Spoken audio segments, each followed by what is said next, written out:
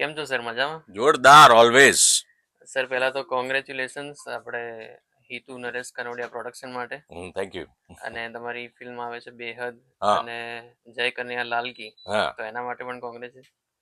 જો ને તમે વિચારો, એકમાં મારી સાથે સંજય ગોરડિયા છે, એકમાં મારી સાથે સિદ્ધાર્થ રાંદેરિયા છે. હા, બે ફિલ્મો એક જ મહિનામાં આવી રહી છે, એટલે એનાથી તમે અંદાજો માણી શકો છો કે મારું કરિયર કેવું રોકિંગ થઈ રહ્યું છે.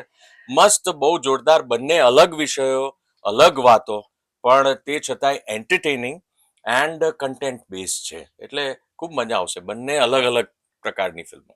સર તમે શેનાથી ઇન્સ્પાયર થયા છો આ પ્રોડક્શન હાઉસ ચાલુ કરવા માટે? મારું ઇન્સ્પિરેશન તો પપ્પા જ હોય ને યાર.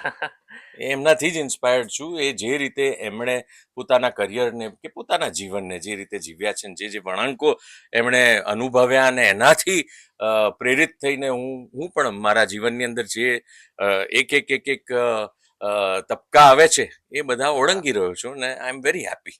વાહ વાહ. અને ચકાબૂમ તમારી મૂવી આવી રહી છે. ચકાબૂમ હું ને સ્મિત પંડ્યા લંડનમાં શૂટ કરી રહ્યા છીએ. નેક્સ્ટ યર થઈશું અને દિવાળીમાં રિલીઝ કરીશું. વાહ વાહ. અને બીજો એક એવો સવાલ છે કે મોના મેમ અને તમે હવે સ્ક્રીન પર ક્યારે આવશો જોડે?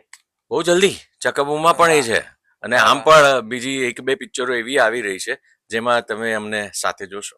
વાહ. અને સર તમે મલ્ટી ટાસ્કિંગ છો, હા તો આવનારા એક્ટર્સને કાં તો પોલિટિશિયન્સને હા કોઈ તમે ટીપ આપશો? હા, આરામ કરવાનું ભૂલી જાઓ. આરામ નહીં કરવાનો, સિમ્પલ છે. બહુ ઊંઘવાનું નહીં. વાહ. 8 કલાકના હાથે બધું નહીં કરવાનું. કામ કરો, જે ગમે છે એ ખાસ પહેલા કરો, જે ના ગમતું એ સેકન્ડરી કરો, પણ કરો ખરા, કામ ચાલુ જ રાખવાનું. વાહ વાહ વાહ. થેન્ક યુ સર, અને congratulations for your thank you. Future. Thank you. All the best. All the best.